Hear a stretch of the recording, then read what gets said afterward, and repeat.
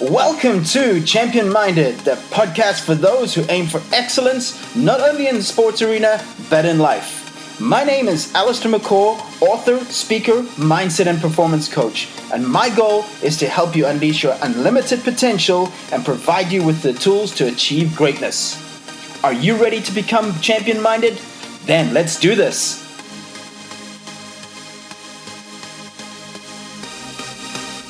Hey everyone, welcome to the Champion Minded podcast, or welcome back to it. I'm Allistair McCaw. In this episode of What It Takes, I have the Tartan Tornado, Josh Taylor. Josh is a Scottish professional boxer. He is the unified light welterweight champion, having held the WBA, IBF, and Ring magazine titles since 2019.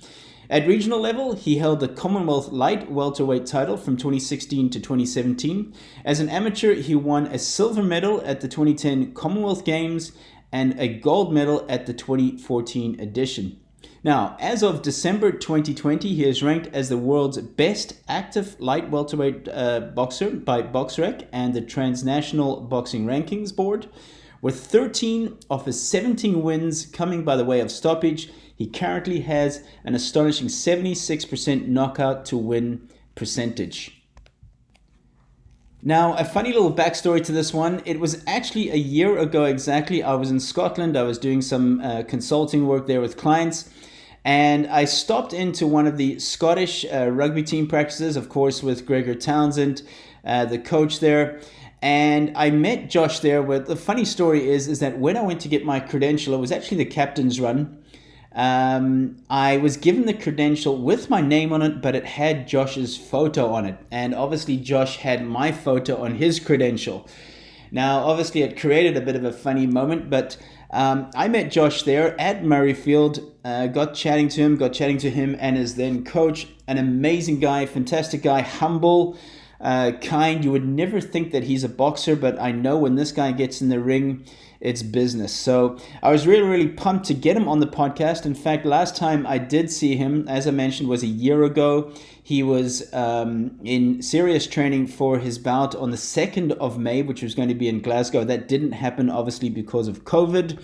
But I really wanted to catch up with him, see what he's up to, especially with 2021, where he'll be fighting, and so much more. In this episode, we get into a little bit about his background, getting into boxing. He was actually a very highly ranked junior taekwondo athlete, how he got started, who some of his influences were. I asked him questions of things like nerves, pressure, failure, what he thinks about when those words come to him. Also, where confidence comes from, because something that really struck me about Josh was that he had an inner confidence about him. He didn't have to show it on the outside, and for me, that is where true confidence comes from.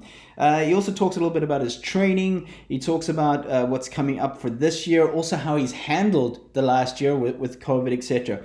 Guys, I really enjoyed this one with Josh. He's an amazing guy. I'm excited about what lies ahead for him as well. As always, please leave your comments. Thanks so much for your ratings. And here it is. This is Josh Taylor. Josh Taylor, welcome to the Champion Minded podcast. Yeah, thanks for having me. It's a pleasure to be here. You know, it's been exactly a year since I met you, Josh. It was actually at Murrayfield when Scotland were going to play England. They had a massive win. We're 1 year later on here. They had a massive win on Saturday. What did you think about that? Oh, I thought it was awesome. I thought it was brilliant. I only just caught the last few minutes of the game, so I've been training and stuff, so I never managed to catch the full game. But obviously, I turned the tail on and seen the score line, and I was happy with Larry. That we won. And then obviously it was the first time we won since down in Twickenham since in 38 years. So. Yeah, it was a massive win. So yeah, I was proud of the lads. It was good that they got one back since the last time I met you. When I met you, we were at Murrayfield and we got beat. So it was good to get the win back. Yeah, it was really good.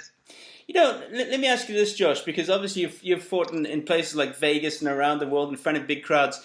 Do you think the fact that there's no crowds at big sports events now really makes a difference to teams? Going to Twickenham is obviously would be a daunting scenario for any international team. Do you think that plays a big difference? Possibly. I mean, I know in my fight, I kept the mindset very strong, and my last fight there was no crowd or fans there in my last fight as well. So that it definitely did play a factor. Whether it affected my performance or not, I don't think so. I kept the same kind of mentality, and I tapped into the sort of amateur experience I had a number of years ago when I was boxing in big tournaments, but hardly in front of anyone, in front of 10, 15 people, and people maybe organising the event and stuff. That was about it. That was about the crowds we were boxing in front of. But the importance of them bouts were pretty significant, in terms of like qualifying for the Olympics and stuff like that. It was tournaments like that where you were only boxing in front of maybe 20 people and things like that, and your teammates. But that I can see how it can affect some people. It didn't affect me myself because I used that experience that I had before. But I certainly can. I didn't feel as if I had as much butterflies in stomach before the fight and walking out to the fight, because the crowd definitely do lift you, and they've got that presence and they give you the atmosphere as well. So it definitely probably did have a little bit of an effect. Maybe with the England fans, and maybe the pressure wasn't there. With the excitement of playing Scotland at home, in front of the home fans, maybe the butterflies wasn't there for them. And for the Scotland team, maybe it was a relief of pressure, being away from home, away from the home fans, and just going out and playing rugby and doing what they do every day, and everyday life in the practice arena. So yeah, it could be a bit of that. There's no fans there. It maybe played a little bit of an effect on the sort of the pressure. Yeah. Staying on that, and especially you mentioned the word pressure as well. So, for example, I have a client, an athlete who played in the Australian Open last night, a South African lad, Lloyd Harris, who played against an Australian in Australia. The crowd were completely against Lloyd, obviously, because they were supporting for the Australian. Lloyd came through it. I chatted to him this morning. He says, I just thrive off people doubting me or a crowd against me. Yeah. What's it like for you? You go fight in another country, hostile crowd. They're going for the other guy. How do you deal with it? Yeah, for me, I always use that energy as fuel and add it to my fire. I always use that as a motivation rather than, this is a bit daunting, or a bit a bit of a hostile atmosphere. I always used that and turned it into my aggression and into my performance, and took it out on my opponent. Always use that as a drive and a bigger motivation to beat him. So then at the end you can go to the crowd and you go, yes, I won. I told you. You won't beat me, kind of thing.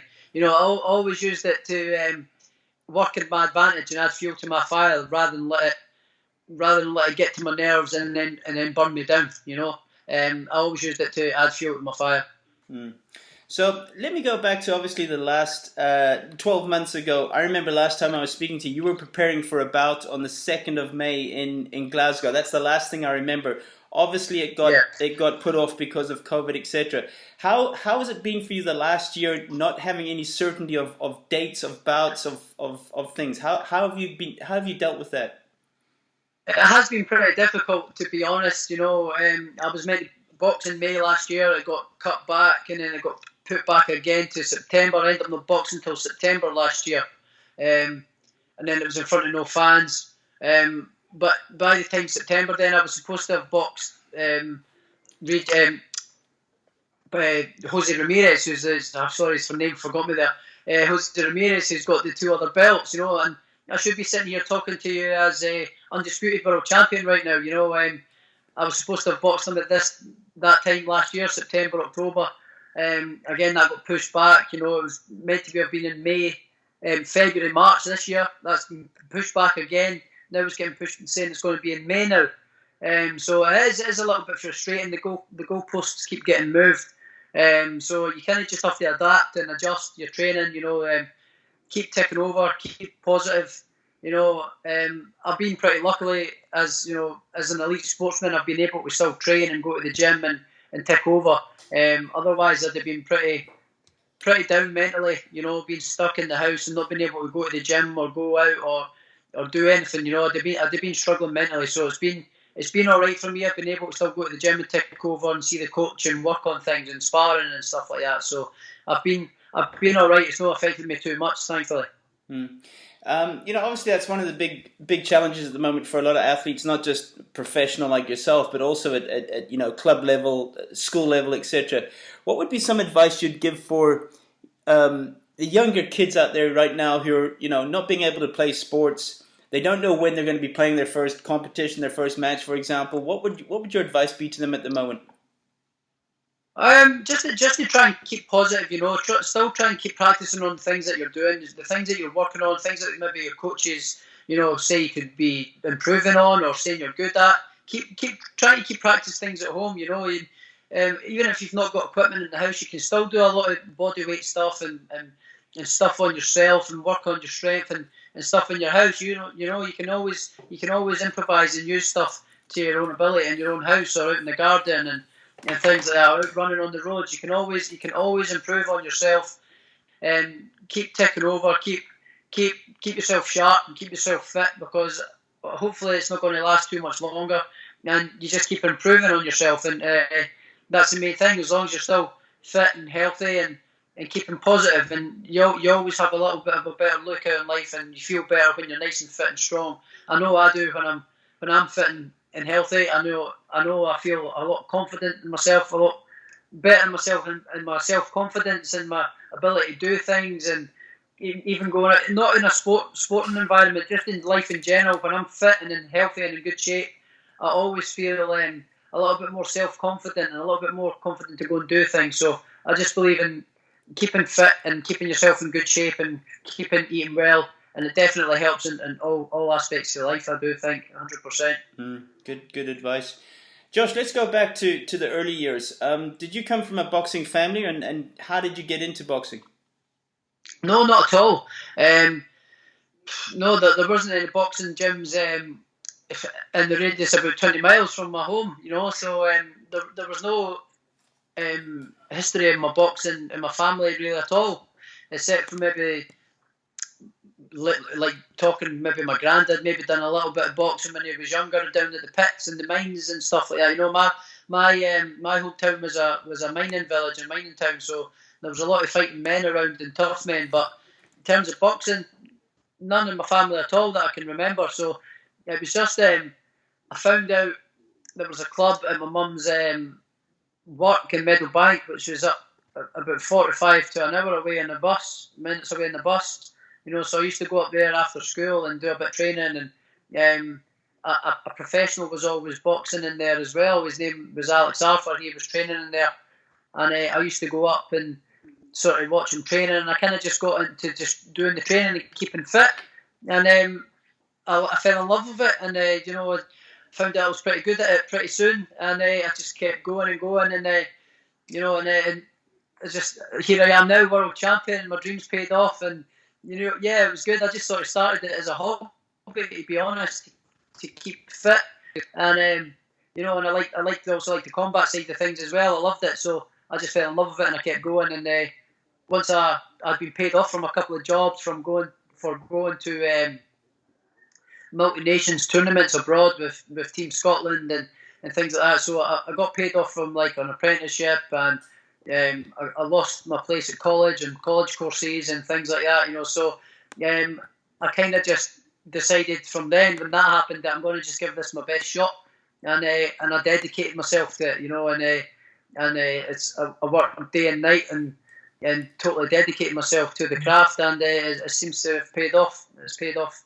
Yeah, by the sounds of it, you definitely didn't have any pushy parents. We see a lot of top athletes these days. They've come from either both parents or one of the parents pushing their kid. Would you say you were self-driven from a young age? This was your journey? Yeah, to a certain extent. But my mum and dad always definitely encouraged me. When sometimes I would come in and say, "Oh, I'm not going to the gym tonight. I'm not going. I'm going to go out with my friends. I'm getting sick of going away and being on my own all the time, and I'm going out and go with my friends tonight or whatever." And my mum would go, "No, you're going to the gym. You've got the rest of your life to go out and whatever." She wouldn't force me or nothing like that, but she would say, "You've got the rest of your life to go and do what you want. Just go training. It's good for you." And and then once I went there, I always really enjoyed it. So I would say kind of 80% it was my own back that I did it. It was more myself. I wanted to do it. I wanted to train. I wanted to spar. I wanted to box. And wanted to fight. So it was more. I would probably say 80-90% it was on my own behalf. But in times when I felt like packing it in, I always had. I was lucky to have parents at the back of me that believed in what I was doing and said, "No, go get yourself to the gym. Don't think about it. Go to the gym." So I wouldn't say my parents were pushing, no. But they definitely encouraged me to keep boxing. Yeah. I was obviously having a little bit of a sneak look at your bio and Wikipedia, etc. You came also from a taekwondo background. You're also a champion junior in taekwondo. Yeah. I was British champion at taekwondo as well, black belt. So that from a young age taught me a lot of discipline. It was a lot of discipline and respect that it taught me from a very early age. So when I used to get told things or said things from my teachers or my parents or something, I always kind of did what I was told and listened to them. So I always had good discipline as a kid growing up. Looking at your record, 17 bouts up until now. The latest 13 by knockout, no losses. Yeah, I'm undefeated at the minute. So I'm hoping to keep it that way until the day I retire. So. It's going to be harder said than done, obviously, but I do believe I've got the ability to do it, and I've got a great team around me as well at the minute. Management wise and training wise, I've got a great team around me to help me achieve that goal as well. Let's stay with mindset there, because that's obviously something that fascinates me as well. And when we were chatting this time last year as well over lunch in Murrayfield there, one of the things I asked you is what drives you, and I remember what your answer was. It was knowing that your opponents are out there training, and you're a guy that doesn't want to be outworked. You will outwork anybody, and that was one of the things that you said that drove you. Yeah, and I mean it's kind of a thing, because there's always going to be a point in a fight where you're tired, and I've had it times before when I'm being amateur. I've maybe never trained quite to the best of my ability when I was amateur and went to tournaments and found myself in a tight spot in the fight, and there's no hiding. There's no, if you've not done it in the gym, it shows in the ring, and that's the worst place. It can never happen, because there's no hiding there. So I kind of pushed myself beyond my limits, and got comfortable being uncomfortable, and making the sacrifices and being outside my comfort zone. I got comfortable being outside my comfort zone. So when that time did come in the fight, or I'd be used to being there and used to thinking that I can't do it and having to push and dig deep. I was used to being in that position and comfortable with being in that position. So I've made sure that I always done that in my training camp, knowing that my opponent's out doing this. Is he doing this? I don't know, but I know I am. If I'm not doing it, then he's definitely not doing it, because I don't like to think that my opponent has prepared or trained harder than myself. Yeah, it really comes down to controlling the controllables, isn't it? I mean, you can't control what your opponent does, but you can definitely control what you do. But a little bit earlier, you spoke about confidence, and obviously confidence in boxing is probably one of the most important things. You can be, I'm not saying you can be half prepared for a fight, but if you're full of confidence, it's definitely going to give you an advantage. But where would you say confidence comes from? A lot of confidence comes from my preparation. And up until the fights, and and my experience of sparring and sparring with people that are more experienced than myself at the time. I'd sparring with world champions, British champions, and stuff when I was growing up. And doing more than holding my own and doing well. So that gave me a lot of confidence and learning from these people that were more experienced than me and more. I'd been around the game more than myself and seen this and seen different things around the game that I'd seen, and I was doing well and holding on and learning from them and learning from their experiences, So when they were telling me these things, that I'm doing this well and doing that well, and it was just a lot of experience, and learning from people that have been there and done it as well. You can't buy that kind of, sort of like mentorship almost from people that have been there and done it before as well and know what it takes. So it was a lot of practice, a lot of experience of doing other things, going abroad and boxing against the best that country had to offer or other countries had to offer at the time, and doing well and winning and doing all that. So that the self-belief and confidence came through just years of experience of hard work and training and dedicating myself and knowing that I'm giving it my 100% best and knowing that I'm the best that I can possibly be prepared. So yeah, a lot of it was from experience and also hard work and determination and dedication. Now, obviously, in an athlete's career as well, they'll go through multiple setbacks and challenges and loss of confidence. With me being in the mindset industry as well, a question I get as well is, how does one regain confidence if you've lost confidence? Do you have any tips there? Especially, there's a lot of young athletes that listen to this podcast.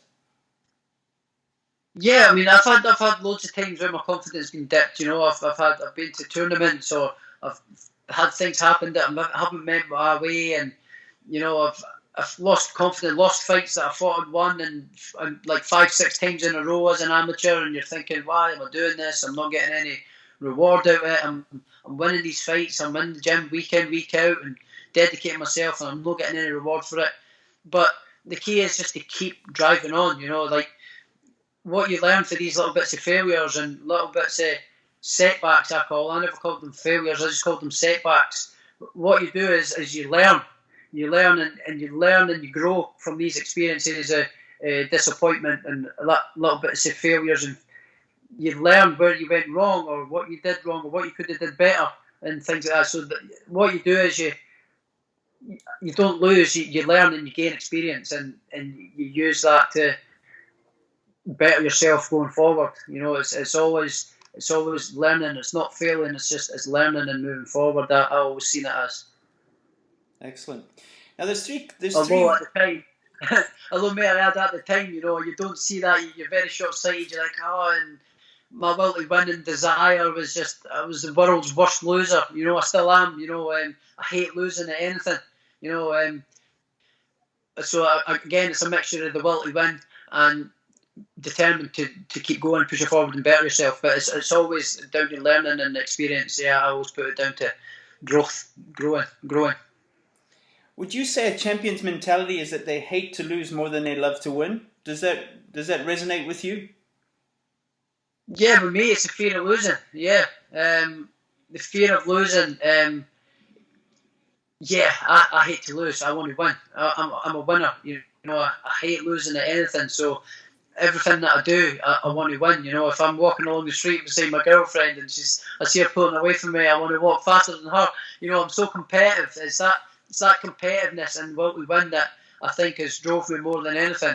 And also along with determination and the dedication as well. But I think it's more the competitiveness and the will to win. You know, you've got to have that desire to win, or you're not really going to go or achieve your personal best. You know, you've got to have that desire to win and better yourself.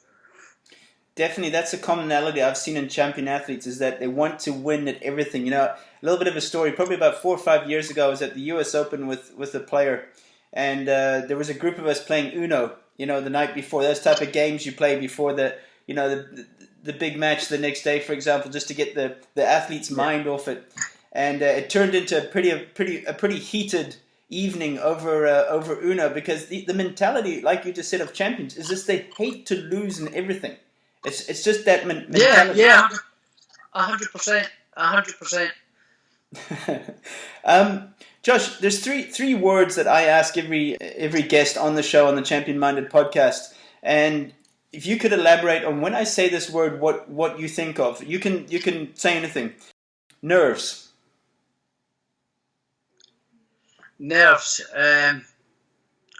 Sorry. Fire, fuel, control. You've got to control them all. You know, it's like, I always think of nerves as like a fire in your stomach. You know, you can let it sort of get out of control, and it eats you up and sort of destroys you and affects your performance because you're so nervous. or you can keep the fire under control and let it burn and cook your dinner for you, your nice Sunday roast dinner for you, and for perfection, and you have a great meal. You've got to learn to control the nerves. You've always got that little negative sort of the monkey on your shoulder saying, "Oh, what if I do this? Or what if I can't do that?" It's learning to bat that away and always think, no, what if I can? What if I can do this? And what if I do that? The possibilities of doing that, and the possibility of winning that, rather than, oh, I can't do that. So I would say, fire, and learn to control fire. Good way to see it. I always remember. I mean, I competed in 5 world championships in duathlon, which is biking and running, and people would always ask me, one of the favorite questions once you get to about 30 is, how long are you going to go on for? And obviously we've seen today that, with sports science and so on and so forth, we've seen athletes go longer. Ronaldo is 35, 36, Federer is 39. We're seeing athletes are now being able to have more longevity. But I always knew, getting back to nerves, I always knew that when I didn't feel that feeling in my stomach of wanting to run to the toilet 5 times in about 10 minutes before starting, then I knew it was time for me to hang up my shoes, so to say, if I didn't feel nerves. So I always believed that nerves were an important part of my adrenaline, of a fear in a way, to motivate me. But I knew the day that I didn't feel nervous lining up on a start line was the day I would finish. For me. Yeah, I do definitely think you do need a little bit of nerves.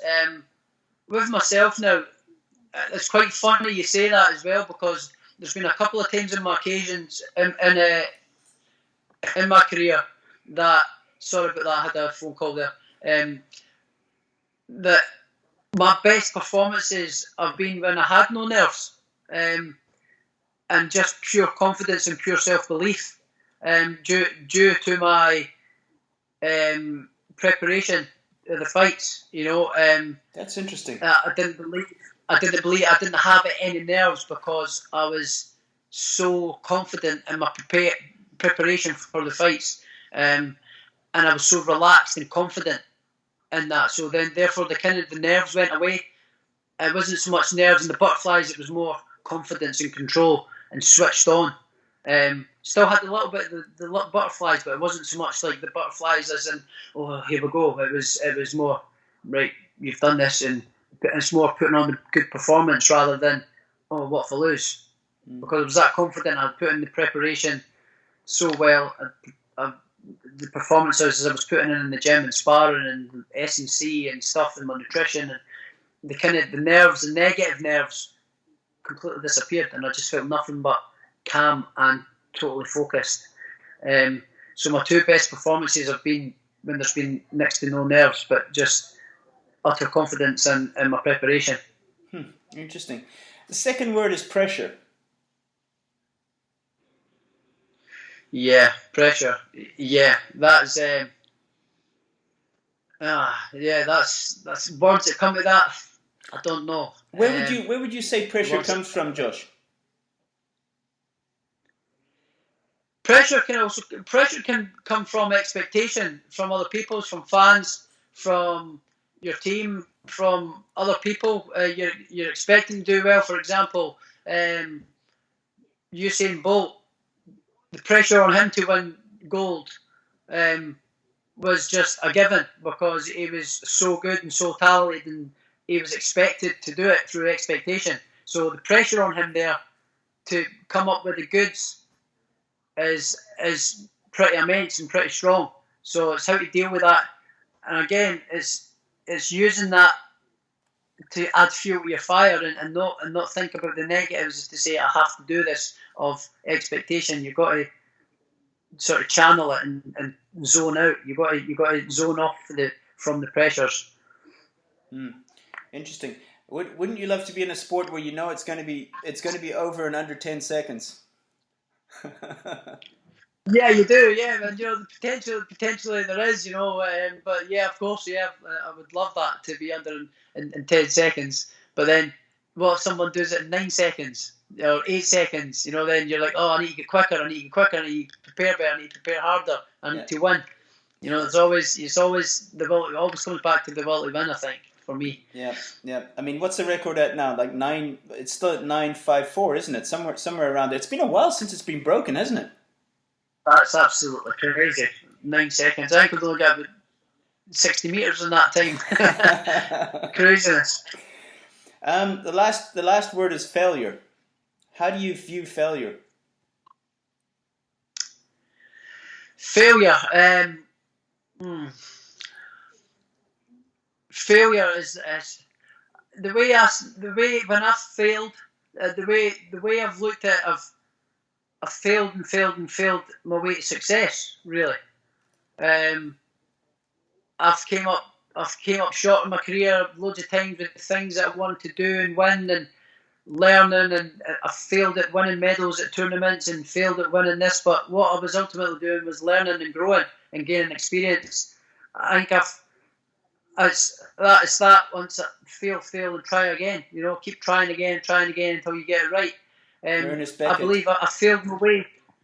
I failed my way to becoming a world champion. I failed loads of times in my amateur career and doing things that, setbacks, not winning the GB tournament, not winning a medal at the European Championships when I should have, and I know I should have, not winning a medal at the World Championships and at the Olympics when I know I should have and I could have.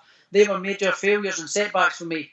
But what they did was teach me what I did wrong, what I could have done better, not to put so much pressure on myself rather than enjoying it and preparation better and things like that. So yeah, I've failed my way to success. I don't think there's such a thing as a failure.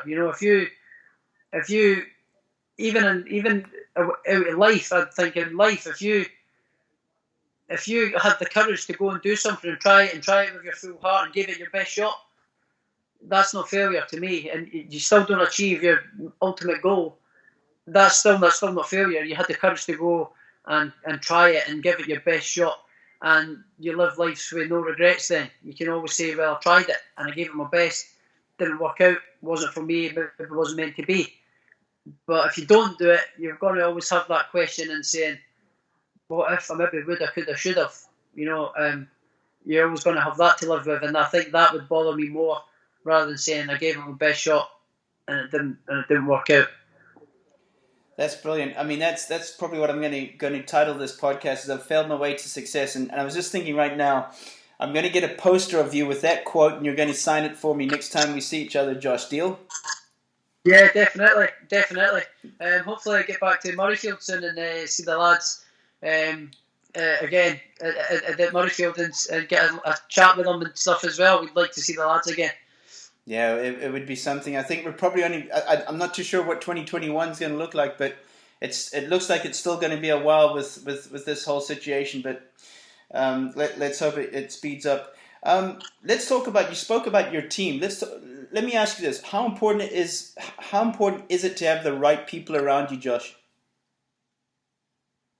Yeah, you've got to have people that are around you that are sort of pushing you as well. You've got to have people that are pushing you to your limits and know when to hold you back, and you've got to have people that believe in you as well. You've definitely got to have the right team of people around you to push you in days when you don't want to get out of your bed, or days when you don't want to spar, or you've underperformed in the gym, or you've just felt flat and you're going through a phase of just not doing so well in the gym and in your performances, and you're feeling down. You've got to have people there, to say, you're not a machine. You're human. You're going to have off days, and you're going to have these days. But as long as you give your best on them off days, it's fine. And you've got to have people around you to help your mentality, your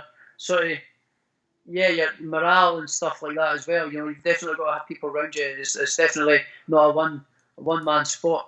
You've got to have people around you that help you get you in that ring and get you prepared well. Yeah, prepared to the best of your ability. Yeah.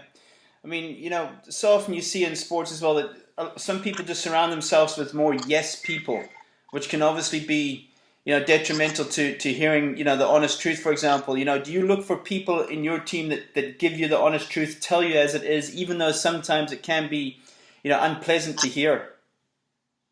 Yeah, no, yeah, definitely. I prefer people around me and my team are like that. I'll always ask them, because me myself, I am my own biggest critic. I'm always self-critical of myself if I'm not sparring well, or me, like my coach and Ben and I maybe working on a certain sort of the way something does something. I've maybe working on a certain shot, for example, and if I'm not landing it in sparring and I can't get it off and my timing's out and I'm focusing on that one shot, it's not working, but everything else is working magically. But I'll be like, oh, it's not working, that was terrible, that sparring session and this and that. But then you've got people, no, it was working every now and again, but look at the rest of what you were doing was good and this and that. So me myself, I like people that are honest with me and keep me honest, and keep me on the right track. I might get too much and like that one point, but everything else was great, or everything else was crap, and I done that one thing that was asking brilliant. But you're saying, what about the rest of it? The rest of it was a dog's dinner. It was terrible. You've got, if you do that in the fight, you're beat and stuff. So I always like people that tell me it straight, and keep me grounded and keep me honest. Josh, do you work with any type of visualization or anything? Do you visualize an opponent before a fight, or I spoke to Michael Phelps's coach on the podcast a few episodes ago, and he spoke about Michael's how focused he was and how much he would visualize his race, and he would visualize it from three ways. He would visualize it from being in the pools, actually swimming the race. He would visualize it from being a spectator on the outside, looking in. And interesting, he would visualize, which I found very interesting and makes sense, of things going wrong. So they would play this game of what if. Yeah. What if this happens? Yeah. That sounds about right. I mean, there's coming up to fights. I mean, this fight that I've got coming up now, I've visualised this fight, me lifting all these belts probably over 1,000 times. And me lifting all the belts from a TV point of view, from a spectator point of view, and me lifting all the belts and looking the part with all the belts all around my waist and over my hanging off my arms, and I've visualised that hundreds of thousands of times. I've also envisioned me as myself doing it, going through it and winning the fight, knocking him out, putting him down on his back, or I've only ever envisioned this fight, me knocking this guy out, and I really believe that's going to happen. So I've visioned that happen lots of times, and then I've also visioned myself maybe failing, and maybe failing at the last hurdle. I always say to myself that this is the final hurdle. There's no other Scottish fighter that's ever won all 4 belts or ever been undisputed world champion since all the 4 belts came in. So I'm always saying, this is the last hurdle, come on now, and then that's that pressure. That's when the pressure's coming down and the negativeness is coming down and saying, oh, what if I fail? What if I don't do it? What if I fail at the last hurdle and I don't do it? So you do get that as well, and that keeps the fear, which I think you need. You need that fear and you need that nerves to keep you on edge and the point, to keep your winning desire and your will to win there. Because if you've not got that fear and them doubts, then you get complacent. Complacency then comes into play, and that's when you do not get the results that you're after, when you start getting complacent. Is that the ultimate goal, the ultimate vision for you, Josh? Is those 4 belts? Is that the pinnacle for you? For me, it's the pinnacle. Yeah, becoming the first person in Scotland to become undisputed world champion. I know Ken Buchanan did it, but at the time there was only 2 organisations, which was the WBA and the WBC. But now there's 4, and there's nobody from Scotland that's done it. And I would love to put my name in history and cement my legacy to say Josh Taylor, the first or the only Scotsman at the time, for the time being, but the first Scotsman to do it in history. That's where I would love to leave a legacy. I'd love to do that. But I know after that fight, I know I'm going to want to be doing other things and go and maybe step up a weight class and fight for a world title at a weight above as well. That's where my drive and my hunger and desire comes into play again.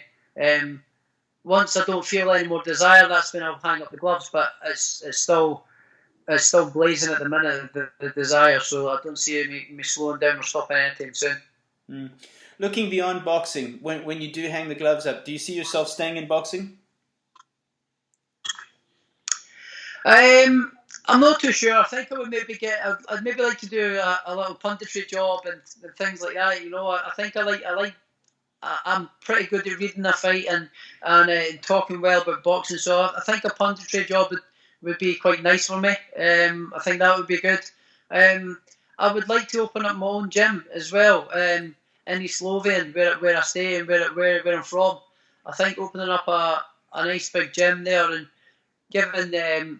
giving kids an opportunity to get off the streets and getting into trouble. Not just a boxing gym, but also like say, you know, a hub where people can come in for community, for support and things like that as well. You know, so there's nothing like that around here. So I would love to open up a big sort of community gym and where people can come in and get off the streets and take care of themselves. Get a lot of mental health going on at the minute now as well. So I do believe that exercise and availability for these services and things like that is very important to people's mental health. So I would love to open up maybe a gym somewhere round about here locally and do that after I've finished boxing and give back to the community. I think I'd like to do something like that. Super. Josh, you're obviously a very values-driven person. I mean, if you were to choose one or two values that were important to you, what would they be? I've got quite a lot of values, but you know, honestly, respect, discipline, and respect. I think are very important to me. You've got to have discipline in all walks of life and what you want to do. You need discipline. If you've got goals and you're very ambitious, and you need discipline to do it. You need discipline to say, "Oh no, I'm not going to spend my money on this. I'll maybe save up for this to get this," and enable me to buy what I need to get before we go next forward in my career. So you need discipline, and just respect as well. I always respecting other people. I have respect for people as well. I really, they're two morals that I do really live by.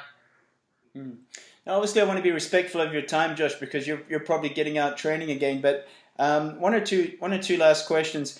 Tell us what the day of a fight looks like. So let's say you're fighting. You know, I just got back from Dubai 2 weeks ago, and obviously Conor McGregor was fighting over there against Poirier in Abu Dhabi, which was about an hour away. And these guys only started at 9:30 a.m. So the fighting had been going on all night. I understand that because of TV time back in the States here, it would have been midnight, 11 p.m. So, I mean, obviously fighting at 9 a.m. in the morning is pretty wacko. But let's just say you were fighting late at night, Josh. What would your day look like? Well, for me, usually I'm boxing around. I'll be walking to the ring no earlier than 10 p.m. So my ring walk's usually at least 10 p.m. The time I get to box is probably maybe between the first bell rings, between 10 and half 10 is usually the time I start fighting. So for me, it's quite a long day. I try and sort of I'll get up about 9 o'clock, 9 a.m. Have a good breakfast, get some good fuel in me, slow release carbs, and then eat normal for the rest of the day, which is nice after you've just weighed in. So you eat normal and put a lot of fluids and stuff back into you, and it's more just go out a nice little walk, and you know, because when you're sitting in a hotel room, you end up thinking and using up. It's a long day. Using up energy and nervous. You start getting nervous energy thinking about the fight. What if it goes wrong? What if you get beat? What if you get knocked out? Or you can end up burning up energy. So I tend to get out. I'll go a nice walk, go for something to eat, maybe go to the shops or something, and try and take my mind off it completely for as long as possible.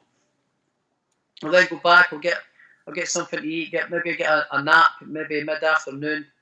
Try and lie down, get a nap, or just rest up, save my energy, and then I'll eat about 5 or 6 o'clock, and then I'll head over to the arena about, I start packing my bag, putting all my equipment in my bag, my fight shorts, my gown, my towel, my shower gel for after the fight, and things like that, and then put my boots in, my gum shield, my protector in, pack on my bag, and then I kind of start switching on a little bit about 7, 8 o'clock.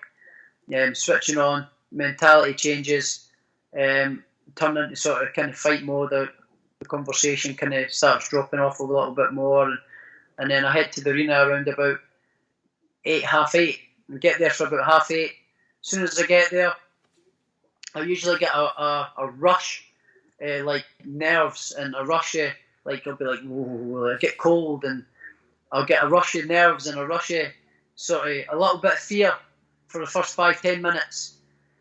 I get all cold and shivery and nervous and things like that. So the first thing I do, I get to the change room. I take out my bag, I take out my gown, lay my shorts down on the couch and my protector, my gum shield, my boots, lay it all out. And then I sort of try and just sit down, get talking, get rid of the nerves, be calm, get rid of the nerves, have a laugh, and then I'll probably start warming up for about an hour. I'll probably be warming up, loosening off for a good hour before I start fighting, moving around, loosening the body off nice and slow. And by the time I've got my hands wrapped and I'm hitting the pads, I'm soaking with sweat and I'm firing all cylinders. So yeah, it's a kind of relaxing, slow-paced day, and it's hard to keep your mind off what's coming up. But that's what I tend to try to do. Yeah, it's quite a long, slow day. Excellent. For me. Any superstitions, Josh, before you fight? No, really, none really, except that I always have to use white boots for some reason. It's got to be white. They just make the colour white makes me feel light and fast on my feet. And I used blue once in the Commonwealth Games in Glasgow, my first fight. I used blue boots. Obviously, I won the fight because I won the games, but it was my worst performance in a number of years. So as soon as the fight was finished, I took the boots and chucked them out. I said, I'm not using them again. I'm maybe using them for training. I chucked them out of the room. I think I chucked them away actually, because that was my worst performance I'd had in a long time. So it's got to be white boots. Always got to be white boots, dancing shoes, yeah. So there is a superstition. Excellent. Going to go on to the final part of the episode, Josh. It's quick fire questions. Either one word or a sentence you can answer. This puts you on the spot a little bit. Are you ready? Yeah. Josh, favorite food? Pizza or Chinese. Is that the go-to meal for you after a fight? After a fight, yeah. It's always a pizza after a fight, yeah. A pizza and a nice cold pint of beer just to relax. Favorite city that you visited? That I visited. I'd say New York. New York was cool. New York was really cool. Any hobbies?